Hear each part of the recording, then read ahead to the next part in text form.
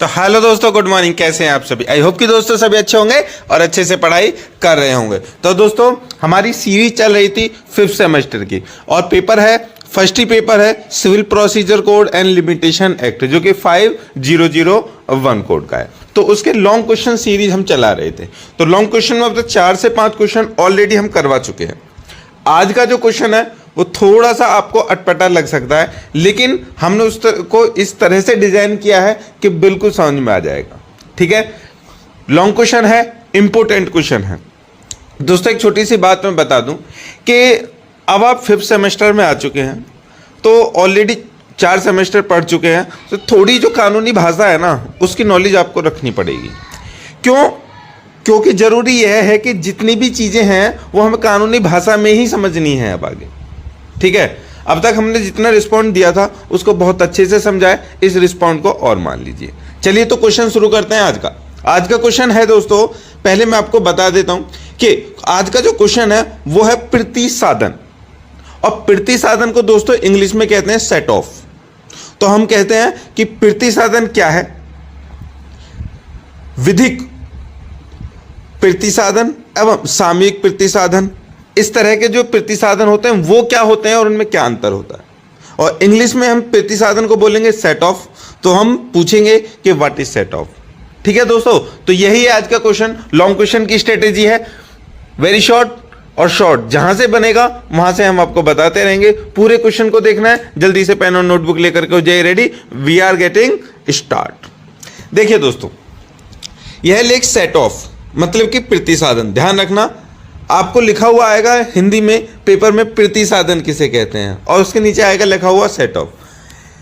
न्याय संगत set of और प्रति दावा से संबंधित है। अब देखो, प्रतिसाधन का जो पर्यायवाची है, ठीक है, या फिर पर्यायभाषी भी कह सकते हैं, पर्यायवाची है, उसको बोलते हैं दोस्तों प्रति दावा।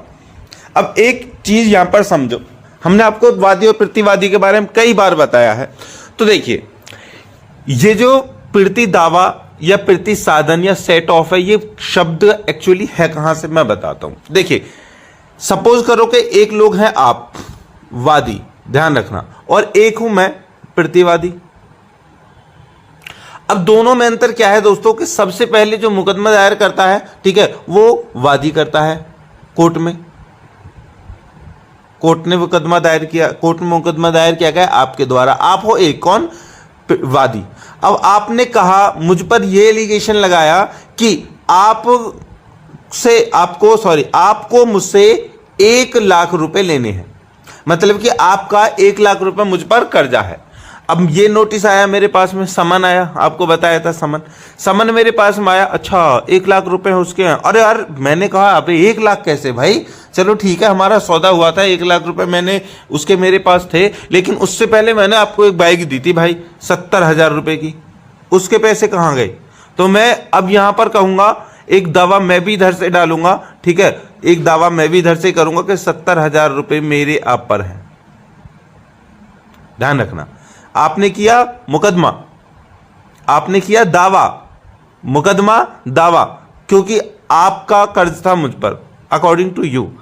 जब उसका समन मेरे पास आया तो मुझे भी याद है, अरे 70,000 रुपए तो मेरे भी हैं। अब आपने किया दावा, मैं भी आप पर मुकदमा करूंगा, तो इसको बोलेंगे सेट ऑफ, मतलब प्रतिसाधन या दावे का प्रति दावा। ठीक है, समझ में आ गया? दावे का प्रति दावा। क्यों? क्योंकि आपका 1 लाख रुपए मुझ पर है, तो भैया मेरा भी तो 70,000 है, मैं भी तो कोर्ट में कहूँ, सर जनाब देखिए माय लॉर्ड, मेरे 70,000 रुपए भी दिलवा दीजिए, इनका तो 1 लाख रुपए मैं दे दूंगा, लेकिन मेरी भी, इन्होंने बाइक ली थी उसके पैसे नहीं दिए हैं, मैंने इसलिए नहीं मांगे कि उनके पैसे तो हैं ही, उसी में कट जाएंगे। समझ में आ गया? इसको बोलेंगे सेट ऑफ। यही है प्रतिसाधन। इसी के बारे में डिटेल चर्चा करेंगे, कैसे होता है, कहां होता है, क्या क्या होते हैं, किस किस तरह के प्रति दावे होते हैं, सारी चीजें। जल्दी से निकाल लीजिए बुक, स्टार्ट। देखिए, आदेश 8 नियम 6 और आदेश 8 नियम 6A, मतलब कि 6 और 6A को सिविल प्रक्रिया संहिता CPC चल रही है, ध्यान रखना, सिविल प्रक्रिया संहिता 1908 में शामिल किया गया है, ताकि प्रतिवादी को वादी से अर्जित अपनी देय संपत्ति के लिए दलील देने का अवसर प्रदान किया जा सके। ध्यान रखना, प्रतिवादी को, यानी कि मुझे, मैंने क्वेश्चन के पहले में बता दिया है आप वादी हैं, मैं प्रतिवादी हूं आज, ठीक है। इससे पहले क्वेश्चनों में मैं वादी रहता था, आप प्रतिवादी रहते, आज थोड़ा उल्टा करके समझिए। ध्यान रखना पूरे क्वेश्चन में यही बात दिमाग में रहनी चाहिए, तुम हो वादी, तुम्हारा मुझ पर 1 लाख रुपए कर्जा है और मेरा 70,000 रुपये है, ठीक है, ध्यान रखना। तो आप हो प्रतिवादी, प्रतिवादी मतलब सॉरी मैं हूं प्रतिवादी, तो प्रतिवादी जब मैं हुआ तो प्रतिवादी को वादी से मतलब कि मुझे आपसे जो अर्जित मतलब कि जो मैंने आपको दिया है, सामान दिया, कुछ भी दिया, देय धनराशि के लिए दलील देने का अवसर प्रदान किया जा सके। मतलब कि आपने मुझ पर दावा कर दिया कि 1 लाख रुपए हैं एमडी सर पे, चलो बहुत अच्छी बात है, मैं भी कहूंगा ये 70,000 रुपए मेरे भी हैं। तो ये बात रखने की जो मतलब कि मेरे पास में अधिकार होगा वो किसके द्वारा होगा, वो प्रतिसाधन के द्वारा होगा। ये किस में है, सीपीसी के नियम 8 के 6 और 6A में, ठीक है। चलिए आगे बढ़े। देखिए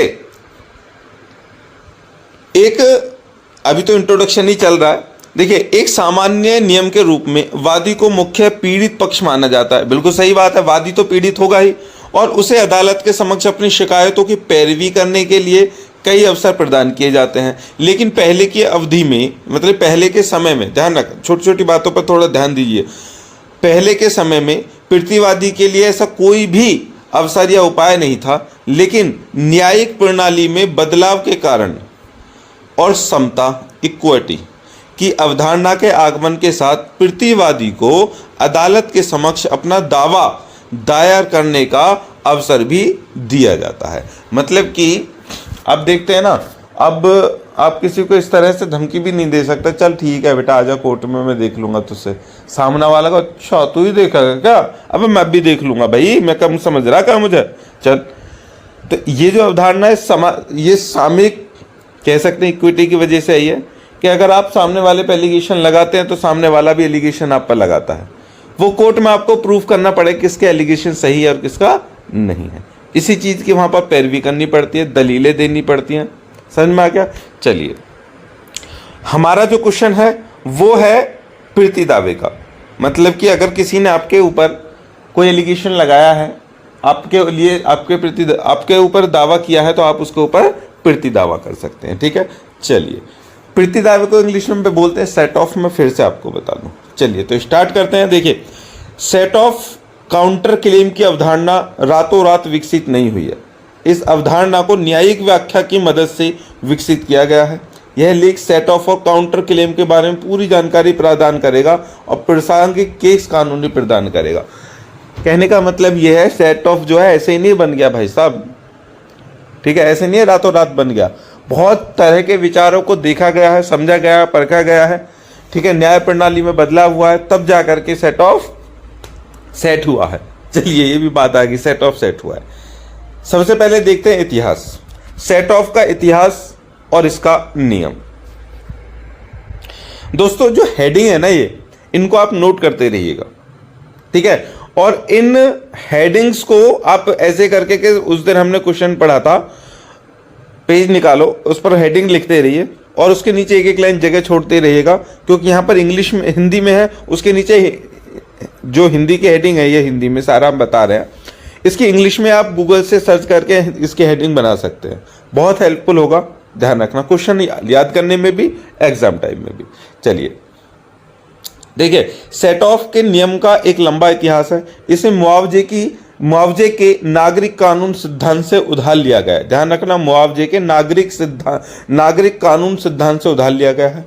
अंग्रेजी चांसरी न्यायालयों ने सेट ऑफ के न्याय संगत सिद्धांत को अपनाया, जिसे तब स्टॉपेज के नाम से जाना जाता था। इंपॉर्टेंट थिंग, स्टॉपेज के नाम से जाना जाता था। इंग्लैंड में आम कानून अदालतों ने कानून के माध्यम से 1729 में सेट ऑफ की रक्षा के लिए अपनाया गया था, ठीक है। मतलब कि आम कानून जो है ये अदालतों में ये 1729 से अपनाया गया था।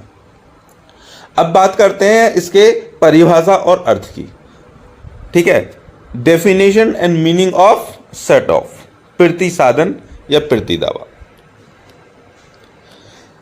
देखिए सेट ऑफ का अर्थ और परिभाषा सिविल प्रक्रिया संहिता में दी ही नहीं गई है, सबसे बड़ी बात तो यह है। और न्यायिक व्याख्या से समझी, लेकिन न्यायिक जो व्याख्या है ना, उससे हम इसको समझ सकते हैं। मतलब कि वो है ना, कह सकते हैं भाई इसके लिखित में कोई परिभाषा नहीं है, लेकिन हम इसको समझ सकते हैं। तो समझते हैं सरल भाषा में। देखिए, सरल भाषा में कहें तो सेट ऑफ वादी के दावे के खिलाफ एक क्रॉस क्लेम है। क्रॉस क्लेम है, क्रॉस क्लेम, ध्यान रखना। उसने कहा मैंने तुझे 10,000 रुपये दिए थे, मेरे 10,000 रुपये दे। सामने वाले ने कहा 8,000 तो मेरी भी थी तेरे पास, जल्दी से मेरे भी दे। क्रॉस क्लेम हो गया, ठीक है। लड़ाई हो जाती है। जैसे हम स्कूल में जाते थे बच्चों, सर जैसे मुझे अभी भी याद है जब हम स्कूल में पढ़ते थे तो मतलब कि बच्चे हम आपस में लड़ते रहते थे, तो टीचर आ जाओ दोनों इधर, क्या हुआ था? सर इसने मुझे मारा था। दूसरा कहते नहीं सर इसने मुझे पहले मारा था। अरे सर इसने मुझे पहले मारा था। पहला कहेगा नहीं सर इसी ने मुझे पहले मारा था, मैंने जब मारा। अब मैं टीचर हूं, मैं तो दोनों में एक दूंगा झपाटे से खींच खींच करके। अब मैं कहूंगा पहले ना वाला ना मारता तो दूसरा वाला भी नहीं मारता। लेकिन मारा स्टार्ट तो कोई एक ही करता है ना मारने के लिए, ध्यान रखना इस बात में। पहले वाला मारता है, दूसरा वाला बदले में मारता है। तो जो बदले में मारना है ना भाई साहब, वही है बस क्रॉस क्लेम। चलिए आगे, कूल ऑल कॉपरेशन बनाम मिस जैन एवॉर्ड में इस मामले में वादी ने तर्क दिया कि प्रतिवादी ने वित्तीय सहायता के लिए वादी से पैसे उधार लिए थे, जो कि 18% प्रति वर्ष ब्याज दर पर 1,40,000 रुपये था। ध्यान रखना, 18% का ब्याज है वार्षिक 1,40,000 रुपये पर। दूसरी ओर प्रतिवादी ने तर्क दिया कि वादी ने वादी के लिए कुछ कार्य निष्पादित करने के लिए उससे संपर्क किया था। प्रतिवादी को सौंपे गए कार्य विद्युतीकरण मतलब बिजली, जल आपूर्ति और नलसाजी और स्वच्छता कार्य थे। देखिए इसमें क्या कहा गया है कि एक व्यक्ति ने कहा कि सर मेरे इससे पैसे दिलवाइए, क्योंकि इसने मुझसे 1,40,000 रुपये लिए थे। किस पर? 18% वार्षिक ब्याज पर। ठीक है, चलो कोई बात नहीं। अब सामने वाला कह रहा है सर पैसे मैंने इससे लिए थे, मैं मना नहीं कर रहा हूं, लेकिन उस काम के पैसे लिए थे, ऐसे नहीं लिए थे। उसमें बिजली का भी कोई वो करना था, काम करना था, जल आपूर्ति करनी थी, टंकी लगवानी थी, फिटिंग करवानी थी, नल लगवानी थी, समर लगवाना था और साफ सफाई के भी कार्य थे, उसके पैसे लिए थे। ठीक है, चलिए ये हो गया काउंटर क्लेम। अब ऑनरेबल कर्नाटक हाई कोर्ट ने माना कि यह प्रतिवादी की दलील के अनुसार मुजरा का उपयुक्त मामला नहीं होगा। यह वास्तव में उनके द्वारा प्रभावित कार्य के मूल्य के समायोजन का मामला था, जिसमें वादी की ओर से उन्हें देय राशि के कथित शेष के लिए प्रतिदावा किया गया था। अब इसमें मामला यह था दोस्तों कि उसने जो पैसे दिए थे उसमें से कुछ पैसे बच गए थे।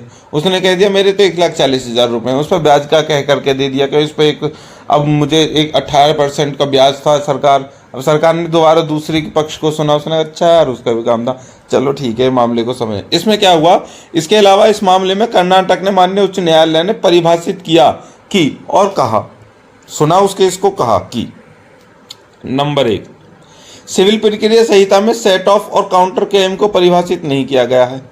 इन दोनों शब्दों का अर्थ न्यायिक व्याख्या द्वारा किया जाता है। ये दोनों शब्द इक्विटी से बने हैं, समानता से बने हैं। काउंटर क्लेम, ठीक है, अर्थ जो न्यायिक है, शब्दों का अर्थ जो है न्यायिक व्याख्या द्वारा यही कहा जा सकता है कि शब्द इक्विटी, समानता से बना है कि अगर एक पक्ष दूसरे पर अपने पक्ष को रखता है तो दूसरा भी उसके सामने रखे। उदाहरण के लिए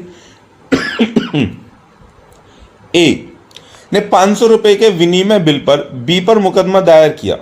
बी ने ए के खिलाफ रुपए के लिए फैसला सुनाया। 1,000 दोनों दावे निश्चित होने के कारण आर्थिक मांगों को खारिज कर दिया गया। मतलब कि एक ने कहा अच्छा 500 रुपए का सर एक बिल है, मेरे 500 रुपए दिलवा दीजिए, 500 रुपए नहीं मिले। दूसरे एक ने कह दिया अच्छा अब उसके एक मतलब कि ए ने 500 रुपए का विनिमय बिल लगाया है, मुकदमा दायर किया है। अब बी ने क्या किया, ठीक है, तो बी ने भी बता दिया। अब इसमें हुआ कि 1,000 जो हुआ, दोनों दावे निश्चित होने के कारण आर्थिक मांगों को खारिज कर दिया। मतलब कि ए का भी 500 रुपये बन रहा था, बी के भी 500 रुपये बन रहे थे, दोनों को चलो अपने अपने घर रहो, कोई किसी को लो मत दो, क्योंकि बराबर पैसे थे ना, तो इक्विटी होगी। आगे सेट ऑफ को क्रॉस क्लेम कहा जाता है, काउंटर क्लेम नहीं कहा जाएगा, क्रॉस क्लेम कहा जाएगा, काउंटर क्लेम नहीं। अब दोनों को समझ लीजिए। देखिए यूनियन ऑफ इंडिया बनाम Karanchand Thapar and brothers coal sales limited और अन्य में भारत के माननीय सर्वोच्च न्यायालय ने माना कि सेट ऑफ की अवधारणा को ब्लैक लॉ डिक्शनरी में परिभाषित किया गया है। ध्यान रखना, एक सबूत मिलेगा कि ब्लैक लॉ डिक्शनरी में इसको परिभाषित किया गया है, जो राशि को कम करने के देनदार के अधिकार के रूप में परिभाषित करता है। मतलब कि ए ने पैसे दिए, ए ने कहा था, जैसे आप और मैं हैं, ध्यान रखना, वो पहले वाला एग्जांपल मैं उठा रहा हूं। आपने मुझसे कहा 1 लाख रुपए, तो आप हो गए देनदार, मैं हो गया लेनदार। अब आपने कह दिया कि इसको हमने पैसे दिए थे, हमने दे नहीं रहा है, तो अब इसमें क्या हो गया कि मैं अब काउंटर क्लेम करूंगा कि नहीं 70,000 रुपये की बाइक है, तो आपका जो देनदारी थी उसमें कमी करने के लिए काउंटर क्लेम किया जाता है। हो गई ना कमी, मैं 70,000 मेरी भी तो सुनी जाएगी, तो 30,000 बचे। उसके बाद किसी भी राशि के ऋण का जो लेनदार द्वारा देनदार पर बकाया है या लेनदार द्वारा देनदार प्रति संतुलन राशि, जिसका अर्थ है कि क्रॉस दावे या वह दावा जो देनदार ने लेनदार के खिलाफ किया था, ऋण की राशि के साथ साथ लेनदार की राशि को भी कम कर देगा। जाहिर सी बात है भाई, आपने बताया कि 1 लाख रुपए हैं मुझ पर, मैंने कहा 70,000 रुपए हैं, तो उन्होंने दोनों की बातों को मान लिया, 30,000 रुपये वापस करवा दिया। तो आपकी जो देनदारी वो पूरी रही, लेकिन मेरी जो लेनदारी थी वो कितनी रह गई, केवल 30,000 की, क्योंकि 70,000 मैंने दे दिए थे। चलिए आगे बढ़ते हैं। आगे है दोस्तों कि बेयर एक्ट प्रावधान और आवश्यक तत्व। बेयर एक्ट में इसके लिए क्या प्रावधान है, ये जानना हमारे लिए बहुत जरूरी है। देखिए, सिविल प्रक्रिया संहिता 1908 के आदेश 8 नियम 6 को पढ़ने से ऐसी शर्त या आवश्यक तत्व मिलते हैं जो इस बात पर विचार करने के लिए अंतर्निहित है कि इसे बंद किया गया है या नहीं। वे इस प्रकार के हैं। कैसे? धन की वसूली के लिए मुकदमा। देखिए, किसी को आपने ब्याज पर पैसा दे दिया, या फिर किसी के पास आपका पैसा है, किसी ने आपसे कुछ सामान लिया था, उसके पैसे नहीं दिए, किसी ने आपकी जमीन खरीदी थी, उसने पैसे रोक लिए, वो पैसे नहीं दिए, तो आप अपनी धन की वसूली तो करोगे ना भाई। तो धन की वसूली करने के लिए इस प्रावधान इसीलिए है, किसमें, 1908 के आदेश नियम 8(6) में। ठीक है, चलिए आगे बढ़ते हैं। देखिए कैसे, प्रारंभ में आदेश 8 नियम 6 में कहा गया था कि जहां धन की वसूली के लिए एक मुकदमे में प्रतिवादी की मांग के विरुद्ध मुजरा करने का दावा करता है। मुजरा करने का दावा मतलब किसी ने अगर एक एलिगेशन लगाया है, उसके खिलाफ एलिगेशन, जो स्पष्ट रूप से बताता है कि मुजरा केवल धन की वसूली के मामले में किया जाता है, इसमें कोई अन्य मामले। यहाँ अन्य मामले नागरिक मामलों में कब्जे, स्वामित्व, निषेधाज्ञा से संबंधित मामलों को संदर्भित करते हैं। इन मामलों में अदालत सेट ऑफ की अनुमति नहीं देगी। कहने का मतलब यह है कि मुजरा मतलब कि सेट ऑफ जो है वो केवल धन की वसूली के लिए किया जा सकता है। अब इस बात का ध्यान रखना, किसी और मैटर में नहीं कहा जा सकता। मतलब कि सेट ऑफ का जो नियम है वो केवल धन की वसूली के लिए ही बना है, पैसों के लेन देन के लिए। तो हम कह सकते हैं दोस्तों कि सेट ऑफ जो है ये केवल आप वहां पर दायर कर सकते हैं जब आप वादी हैं और आप प्रतिवादी हैं वादी के खिलाफ, तब दायर कर सकते हैं, जो मामला केवल धन वसूली से संबंधित होगा, किसी और मैटर से संबंधित नहीं, चांटे मारने से संबंधित नहीं, चोरी करने से। और सर इसने मेरे घर में से 1,000 रुपए की चोरी कर ली, मेरे 1,000 रुपए दिलो। सामने वाला कह रहा ओह 500 रुपए की, तो इसने भी चोरी की थी मेरे घर से, मेरे भी 500 रुपए दिलवाओ। वो कहेगा अच्छा 500 रुपए, और बाद में दिलवाऊंगा, पहले दोनों को चोरी के केस में अंदर करो। समझ में आ गया नहीं? चलिए आगे बढ़ते हैं।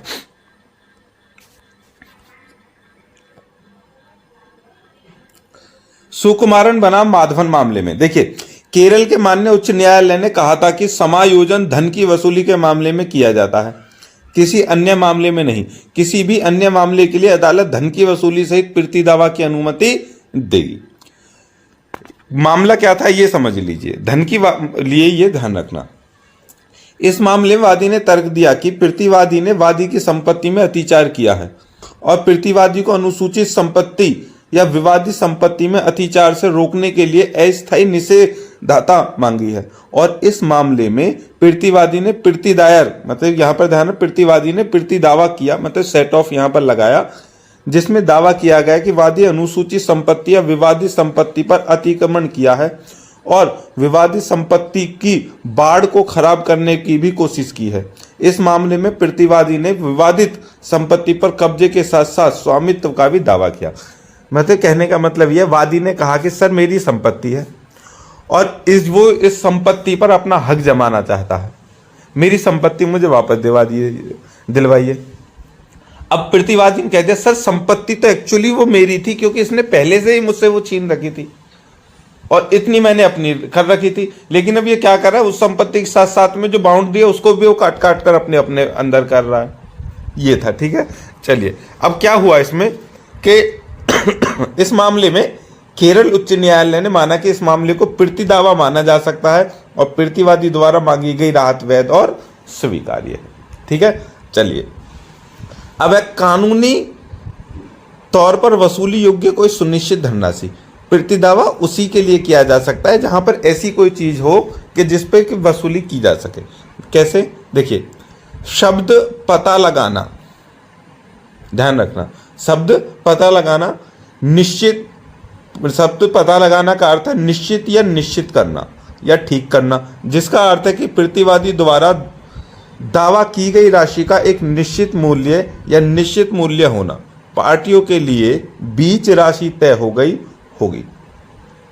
उदाहरण के लिए, बिना एग्जाम्पल के नहीं समझ में आएगा, एग्जाम्पल देखते हैं। देखिए एग्जाम्पल है दोस्तों कि ए ने विनिमय के बिल पर बी पर मुकदमा दायर किया। बी ने आरोप लगाया कि ए ने बी के सामान का बीमा करने में गलत तरीके से अपेक्षा की है और वह मुआवजे के लिए उत्तरदायी है, जिसे वह चुकाने का दावा करता है। राशि का निर्धारण नहीं होने पर उसे समायोजित नहीं किया जा सकता। इसमें कोई भी पैसे की बात नहीं कही गई, इसीलिए इसको क्रॉस कर दिया गया। आगे है सुधीर कुमार डे बनाम भारत संघ।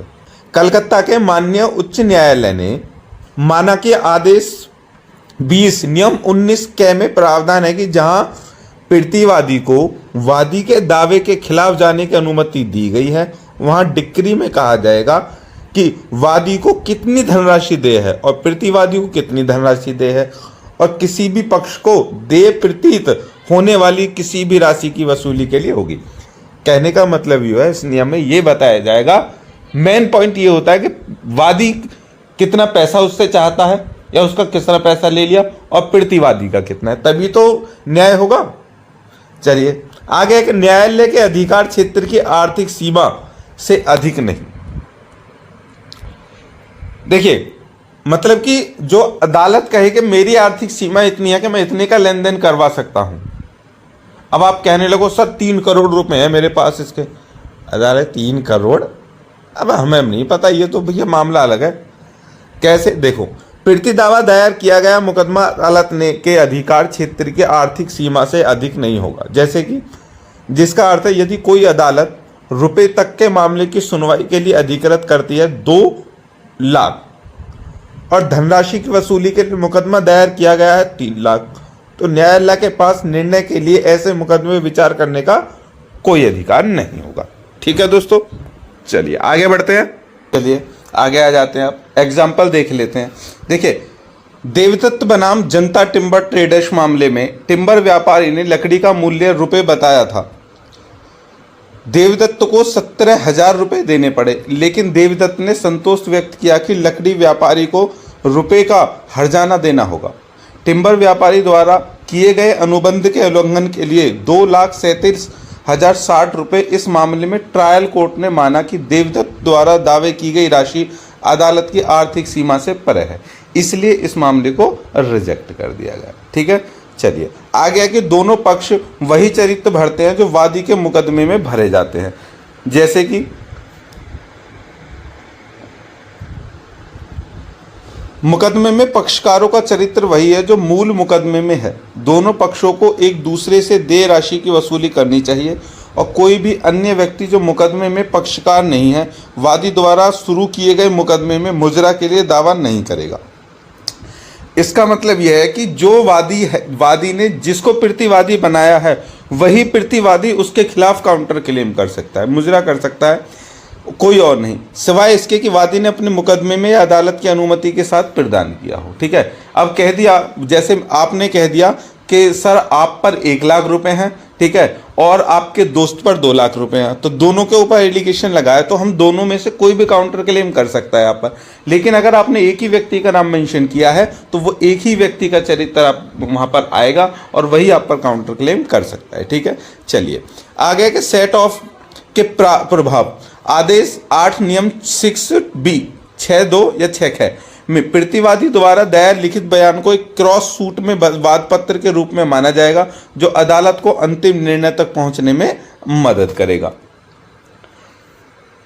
लिखित बयानों से संबंधित ऐसे सेट ऑफ पर नियम लागू होंगे जिसका अर्थ है कि लिखित बयान के आदेश 8 में मौजूद नियमवादी के दावे के खिलाफ प्रतिवादी द्वारा दायर ऐसे लिखित बयानों पर लागू होंगे। मतलब कि जिन नियमों के अकॉर्डिंग जो नियम यहाँ पर दिए गए हैं उन नियमों के अकॉर्डिंग ही आप वहां पर दावा कर सकते हैं।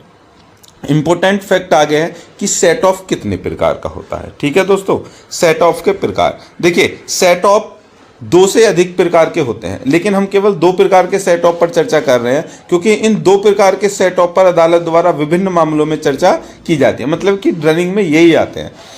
सेट ऑफ 2 प्रकार के कौन कौन से? सबसे पहला है दोस्तों कानूनी छूट, दूसरा है न्याय संगत सेट ऑफ। तो कानूनी छूट, देखिए कानूनी छूट या कानूनी बंद, थोड़ा सा ऊपर कर लेते हैं इसको। देखिए कानूनी सेट ऑफ सिविल प्रक्रिया संहिता 1908 के आदेश 8 नियम 6(क) में प्रदान किया गया है और नियम 6(क) में 1 में मौजूद सभी आवश्यक तत्व कानूनी सेट ऑफ का दावा करने के लिए आवश्यक शर्तें होंगी। क्या होंगी? नंबर 1, उस मामले में कानूनी छूट प्रदान की जाती है जहां राशि का पता लगाया जाता है, जो मतलब कि सबसे जरूरी है कि राशि उसमें होनी चाहिए। दूसरा, प्रतिवादी द्वारा सीमा अवधि के भीतर कानूनी मुकदमे का अनुरोध किया जाता है। मतलब कि एक समय सीमा होनी चाहिए, अगर नहीं है तो फिर सामने वाला आपके ऊपर जो क्लेम करेगा वो ज्यादा पावरफुल हो सकता है। तीसरा है कि प्रतिवादी को कानूनी मुकदमे में अदालती शुल्क का भुगतान करना होगा। मतलब कि कानूनी जो मुकदमा है भैया उसमें अदालत का भुगतान करना पड़ेगा उस राशि से अलग। चलिए एग्जाम्पल ले लेते हैं। ज्योतिलाल बनाम अब्दुल अजीज में देखिए, यह मामला याचिकाकर्ता से किराए की राशि की वसूली से संबंधित है। ध्यान रखना, किराए की राशि, और याचिकाकर्ता घर की मरम्मत के लिए भुगतान की गई राशि की वसूली करना चाहता है। माननीय न्यायालय ने कहा कि केवल कानूनी सेट ऑफ का दावा किया जा सकता है। सिविल प्रक्रिया संहिता 1908 के आदेश 8 नियम 6(क) के तहत। मतलब कि किराएदार आपने अपने घर पे छोड़ रखा है, आपने कह रखा है भैया 5,000 रुपये मासिक आपको किराया देना है। अब आप वो किराया दे रहा है आपको, मतलब 1 साल का आप उसने किराया दे दिया आपको 60,000 रुपये। आप कह रहे हैं कि ठीक है, अब जो किराएदार है उसने आपके मकान की मरम्मत में 20,000 रुपये लगा दिए हैं, तो वो आपको 40,000 रुपये दे रहा है। आप कह रहे हैं मुझे मेरे पूरे 60,000 रुपये चाहिए। वो कह रहा है भैया तुम्हारे मकान में ये गड़बड़ थी, नल खराब हो गई थी, ये करवाया था, छत टपक रही थी, वो करवाई थी, उसमें पैसे लग गए, तो भाई साहब आपको पैसे कटवाने पड़ेंगे, फिर आपको 40,000 रुपये मिलेंगे। ठीक है, ये किसका नियम है? ये 8 नियम 6(1) है 1908 के अकॉर्डिंग। अब न्याय संगत सेट ऑफ, दूसरा वाला देखिए, न्याय संगत सेट ऑफ की अवधारणा समता, न्याय, अच्छे विवेक से आती है। सिविल प्रक्रिया संहिता 1908 में न्याय संगत सेट ऑफ प्रदान नहीं किया गया है। कैसे? क्योंकि यह एक स्वतंत्र प्रावधान है। न्याय संगत सेट ऑफ न्यायालय के विवेक पर दिया जाता है। प्रतिवादी द्वारा उठाई गई याचिका प्रतिवादी के अधिकार का मामला नहीं है, बल्कि यह अदालत के विवेक का मामला है। मतलब कि इसमें प्रतिवादी का पक्ष थोड़ा हल्का रहता है। अदालत चाहे तो उसको मामले को ले सकती है या नहीं भी ले सकती, वो केवल अदालत पर निर्भर होता है। 5वां पॉइंट के न्याय संगत मुआवजे में अदालती फीस का भुगतान किया जा सकता है या नहीं, यह भी किया जा सकता है या नहीं भी किया जा सकता है, ये उनके विवेक पर। आप ये नहीं कह सकते नहीं कि यही करना होगा। चलिए आगे है कि अब जो मैंने आपको बताया कि दोनों के बीच में कानूनी सेट ऑफ और न्याय संगत सेट ऑफ के बीच, दोनों के बीच में अंतर क्या है। तो चलिए देखते हैं दोनों में अंतर क्या है, पहले और दूसरे वाले में। देखिए अवधारणा से लेकर चलेंगे। कानूनी समायोजन की अवधारणा सिविल प्रक्रिया संहिता की 1908 के तहत आदेश 8 नियम 6 क में प्रदान की गई है, और न्याय संगत सेट ऑफ की अवधारणा समता न्याय अच्छा विवेक के अंतर्गत प्रदान की गई है। ठीक है। दूसरा पॉइंट, कानूनी पहलू। देखिए कानूनी छूट का दावा अधिकार के रूप में किया जा सकता है कि ये मेरा अधिकार है, लेकिन न्याय संगत मुआवजा तथ्यों और परिस्थितियों न्यायालय के विवेक पर किया जा सकता है। यहां पर ये अधिकार होगा आपको मिलना, ये अधिकार नहीं होगा, ये केवल न्यायालय ही डिसाइड कर सकता है आपको मिले या ना मिले। ठीक है दोस्तों, चलिए आगे धन की वसूली। देखिए कानूनी सेट ऑफ में बरामद की गई राशि का पता लगाया जाता है और यह अदालत के आर्थिक क्षेत्र अधिकार के अंतर्गत होता है। मतलब कि पहले अदालत पता लगाई कि हाँ भाई तुमने पैसे दिए हैं मुझे, 1 लाख रुपए जो दिए थे वो सच में दिए थे, उनका कोई ट्रांजेक्शन कोई सबूत गवाह है या नहीं, तो अगर है तो वो मिलेगा। लेकिन न्याय संगत सेट ऑफ में वसूली की गई राशि का पता लगाया जाना चाहिए और मामले को अदालत के विवेक पर स्वीकार किया जाना चाहिए।